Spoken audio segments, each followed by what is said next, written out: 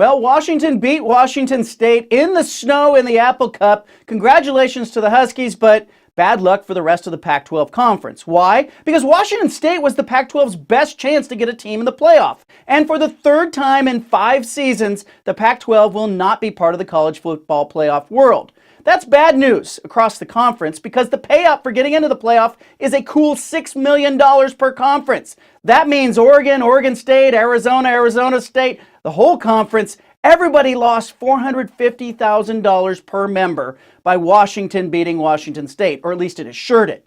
I looked at the conference financials. The Pac-12 Conference spends more money than the other conferences and passes along less revenue to its members. Consider that the Pac-12 distribution per university in the last fiscal year was $30 million.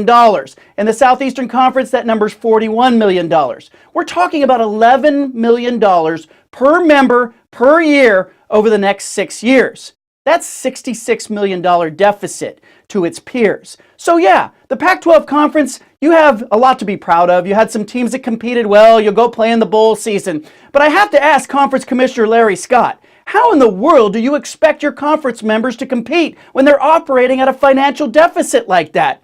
The Pac-12 Conference is the only conference that owns its own TV network. It's a huge expense. It also has its headquarters in San Francisco. Huge expense. And ultimately, you're judged in the college athletics world by how well your football programs produce. That's where the money is. And the Pac-12, not a great year again. So the question isn't really, hey, how can the college football world move on with the Pac-12 being on the peripheral? But how do you expect the Pac-12 to compete when it's operating at such a deficit?